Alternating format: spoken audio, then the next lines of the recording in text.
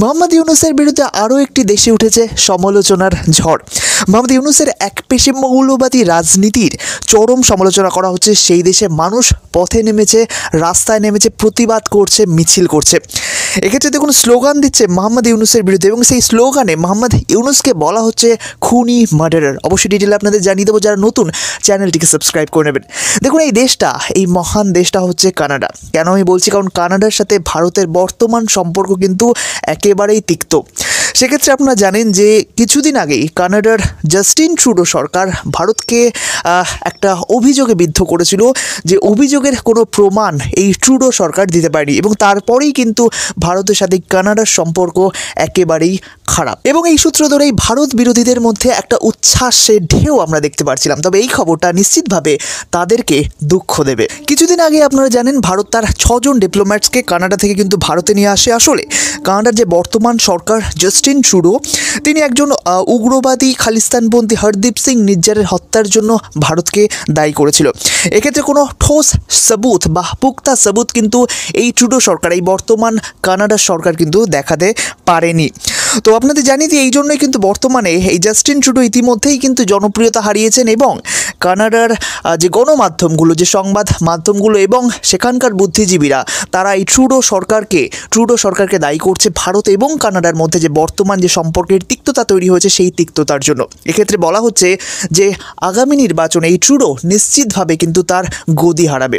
তো যাই হোক, এটা অন্য বিষয়, আমরা ফিরে আসছি এই ইউনূসের বিষয়ে। এক্ষেত্রে এই কানাডার মাটিতেই কিন্তু এই বাংলাদেশে মোহাম্মদ ইউনূসের, অন্তর্বর্তী সরকারের প্রধান মোহাম্মদ ইউনূসের বিরুদ্ধে একটা প্রতিবাদ মিছিল হয়ে গেল। বলা হচ্ছে বাংলাদেশে ইউনূসের জামানায় যে সংখ্যালঘুদের উপর যে হামলা করা হচ্ছে, তার চরম নিন্দা করা হচ্ছে কানাডাতে, এবং মানুষ পতাকা নিয়ে ইউনূসের ছবি নিয়ে কিন্তু রাস্তায় রাস্তায় নেমে, যেক্ষেত্রে ইউনূসকে গালিগালাজও কিন্তু করা হচ্ছে। এবং এই যে ভিডিওটা আপনারা দেখছেন, এটা কানাডার টরন্টো শহরের, এবং এখানে মানুষ কিন্তু রাস্তায় রাস্তায় নেমেছে, প্রতিবাদ করছে, মিছিল করছে, আমরা দেখতে পাচ্ছি। এবং এক্ষেত্রে বলা হচ্ছে যে ইউনূসের আমলে বাংলাদেশে যে নির্যাতন করা হচ্ছে, সংখ্যালঘুদের উপর যে নির্যাতন হামলা করা হচ্ছে, সেই বিষয় নিয়েই কিন্তু তারা পথে নেমেছে। এক্ষেত্রে বলা হচ্ছে মানবাধিকারের বিষয় তুলে তারা কিন্তু বিষয়টিকে আন্তর্জাতিক সংস্থাগুলির নজরে আনতে চাইছে। দেখুন প্রথমেই বলা হচ্ছে টরন্টো বুধবার একটি শক্তিশালী বিক্ষোভ প্রত্যক্ষ করেছে, যখন কানাডিয়ান হিন্দু সম্প্রদায়ের সদস্যরা বাংলাদেশি হিন্দুদের বিরুদ্ধে চলমান যে অত্যাচার, সেই অত্যাচারের প্রতিবাদে বাংলাদেশি কনসুলেটের বাইরে কিন্তু জড়ো হয়েছিল। এই যে দৃশ্যটা আপনারা দেখতে পাচ্ছেন, এটা কিন্তু সেই কনসুলেটে যাওয়ার যে দৃশ্য, যে আগের মুহূর্তের দৃশ্য, সেটি। এখন এক্ষেত্রে আরও বলা হচ্ছে যে কানাডিয়ান হিন্দু স্বেচ্ছাসেবকদের দ্বারা আয়োজিত এই ইভেন্টটি বিভিন্ন পটভূমির ব্যক্তিদের একত্রিত করেছিল, যা তারা বাংলাদেশে হিন্দু সংখ্যালঘুদের লক্ষ্য করে গণহত্যার পদ্ধতিগত প্রচার হিসেবে বর্ণনা করেছিল। তার বিরুদ্ধে বিশ্বব্যাপী হস্তক্ষেপের জন্য তাদের আহ্বানে একত্রিত হয়েছিল। মানে একটু ট্রান্সলেট ভার্সন এই প্রতিবেদনটি, সেজন্য একটু অন্য ধরনের সেন্টেন্স আপনারা লক্ষ্য করতে পারবেন। তো মূলত যে বিষয়টা এখানে বলতে চাওয়া হচ্ছে, সেটা হচ্ছে বিভিন্ন ব্যক্তি যারা এই সংখ্যালঘুদের, বাংলাদেশে হওয়া সংখ্যালঘুদের বিরুদ্ধে নিন্দা করছে, ইউনূস সরকারের কার্যক্রমের বিরুদ্ধে নিন্দা করছে, এবং বিশ্বব্যাপী হস্তক্ষেপের জন্য তারা আহ্বান করছে। বলা হচ্ছে বিক্ষোভকারীরা বাংলাদেশের অন্তর্বর্তী সরকারের প্রধান উপদেষ্টা মোহাম্মদ ইউনূসের বিরুদ্ধে হিন্দুদের বিরুদ্ধে ব্যাপক সহিংসতা এবং বৈষম্যের জন্য অভিযুক্ত করেছে। দেখুন এক্ষেত্রে আরও বলা হচ্ছে অংশগ্রহণকারীরা প্রাচীন হিন্দু মন্দিরের পবিত্রতা এবং ধ্বংস, পুরোহিতদের নৃশংস হত্যা এবং হিন্দু সম্প্রদায়ের নেতাদের অন্যায়ভাবে কারাবরণ তুলে ধরেন। অর্থাৎ এক্ষেত্রে তারা চিন্ময় কৃষ্ণ প্রভুর বিষয়টা তুলে ধরতে চাইছে।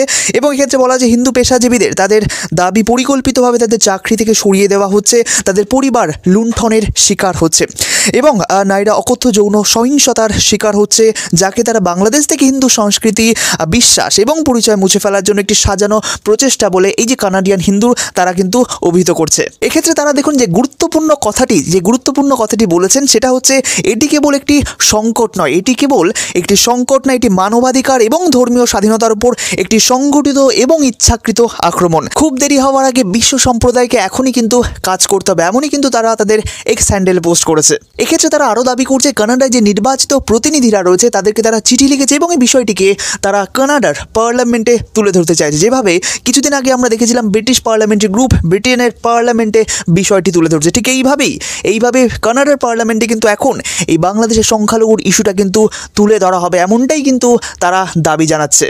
এক্ষেত্রে তারা আরও যে বিষয়টা দাবি করছে সেটা হচ্ছে কানাডাকে কূটনৈতিক চাপ এবং নিষেধাজ্ঞার মাধ্যমে বাংলাদেশি সরকারকে জবাবদিহি করার জন্য একটি অবস্থান নিতে হবে। অর্থাৎ কানাডাকে বলা হচ্ছে এখন তুমি নিষেধাজ্ঞা জারি করো এই বাংলাদেশের বিরুদ্ধে, ইউনূস সরকারের বিরুদ্ধে। সুতরাং দেখুন, এই সংখ্যালঘু ইস্যুটা নিয়ে এই ইউনূস সরকারের যে অবজ্ঞা, সেই অবজ্ঞার জন্য আজ বিষয়টি কোথায় চলে গেছে।